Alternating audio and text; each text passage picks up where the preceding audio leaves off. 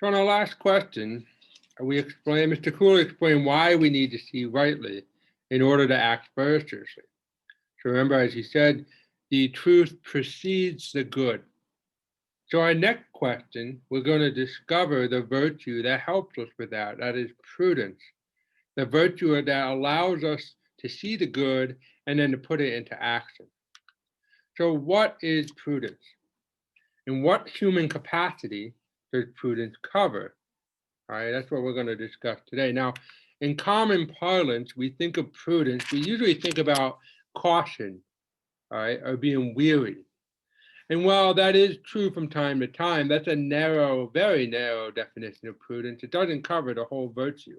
In fact, there are some times where being prudent requires not being cautious or not being weary, but rather taking immediate action. So the virtue of prudence comes from the Latin word prudentia, which means practical wisdom or good sense.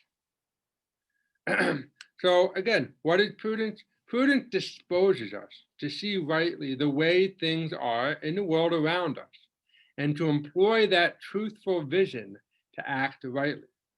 Okay, so we just talked about why it's important that we see the world around us in the right way.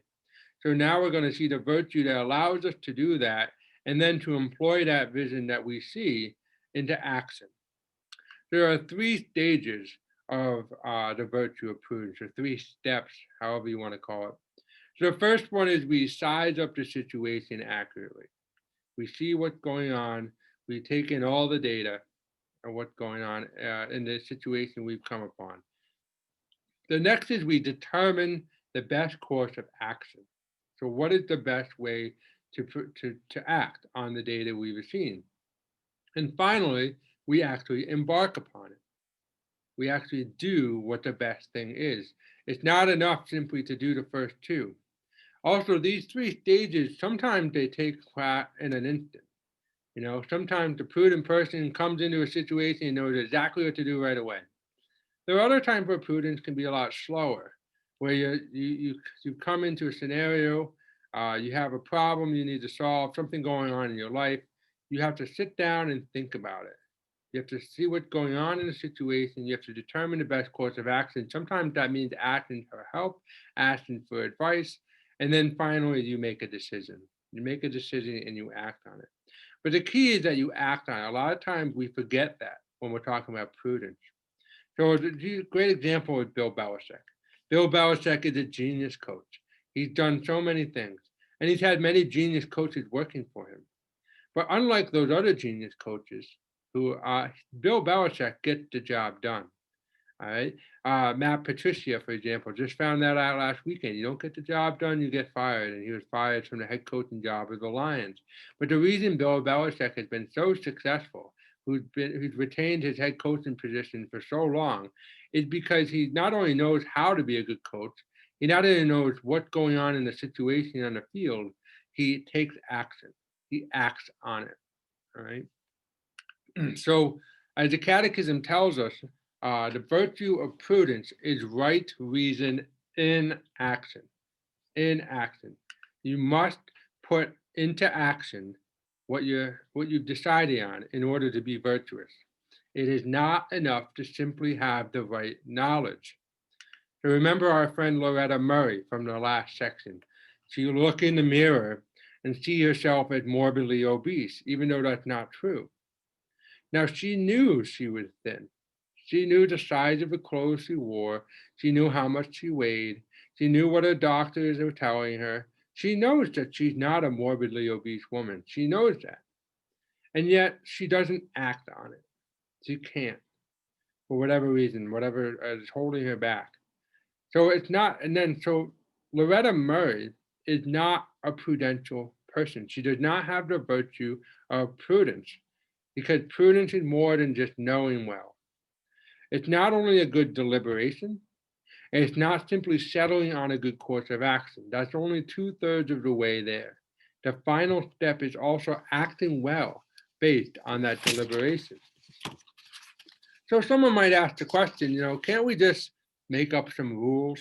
Can't we just make up all these rules on how to act in every situation and just follow them? Wouldn't that be easier? And first of all, that would be unhuman. It would rob us of our intellect and our reason, our will.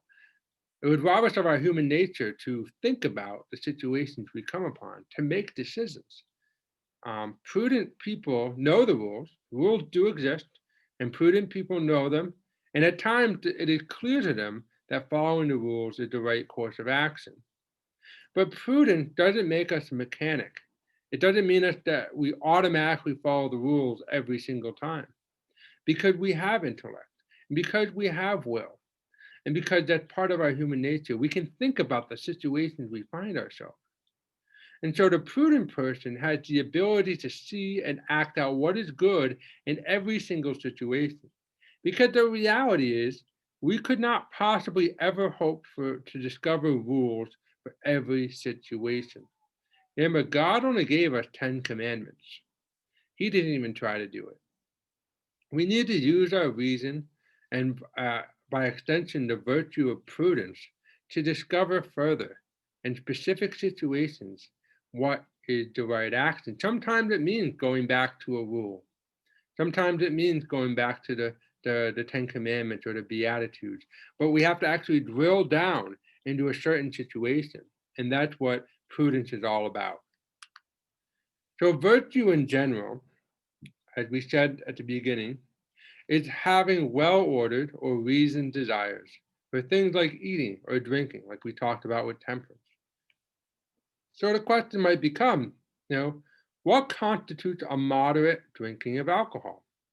When have I gone over the top? When have I become intemperate? Or when have I had too much to drink? How do we know what that is? With Loretta Murray again, what is the true way that things are concerning her body size? And how does that determine what she should eat or how much she should eat or any of the other activities she might want to do? Maybe she wants to jump out of an airplane and go skydiving, but she's afraid to because she thinks that she's morbidly obese again, and she's afraid of that she won't be able to do that safely, even though she is able to. Prudent persons see the means in particular situations and put that into action. Because remember, virtue is the means between two vices. You have a deficient vice and an excessive vice, and virtue is right in the middle. Remember the virtue of courage. We talked about this in my class a few times. Pee Wee Herman here is acting courageously because he sees a burning pet store. The fire department's not there yet. The animals are burning, possibly getting trapped in their cages. So he runs in and opens all the cages and lets them out. All right. And the picture here, he's got the snakes. All right. He's pulled even the snakes he let out. He goes in and out, trying to save all these animals. But it's courageous in that he's not putting himself entirely at risk. He is at risk, but not unnecessarily so. As opposed to someone, if you walk around the street and you see this apartment fire and you try to run in to save someone, you're probably going to do more harm than good because you're not a trained firefighter. So it's not courageous, it's foolhardy. And in fact, it's going to cause problems because most likely you're going to get stuck in there and then some firefighter is going to have to save you too. So that's the difference. Remember, we talked also about lust. Now, the deficiency of our sexuality, a proper use of our sexuality, would be to be a prude, to think that sex is disgusting and gross. This is often what the Catholic Church is accused of, right? As opposed to the excess of a use of our sexuality is the guy who's at the strip club every weekend, who goes to the porn shop and browses around and picks up a few magazines, picks up a few sex toys, picks up a few fleshlights or movies or whatever, and is abusing his or her sexuality, right? Those would be, but virtuous use of our sexuality is a good thing, and it can vary. Remember, there's a difference between what is virtuous for each person, and that's why, again, the specific situation, prudence is going to come in key. So, how much sex or what kind of sex to be had between this married couple that we see on the left is a lot different than the religious sisters who have vowed themselves to celibacy and chastity on the right. What is a chaste, what is the virtue of chastity for these people is different. And yet they can both be chaste. They can both not be lustful or not be prudish. Same thing with eating, all right? And so a cheeseburger and fries. A cheeseburger and fries every once in a while is a good meal. It's a delicious meal. But if we have cheeseburger and fry every single day of our life, that becomes gluttony.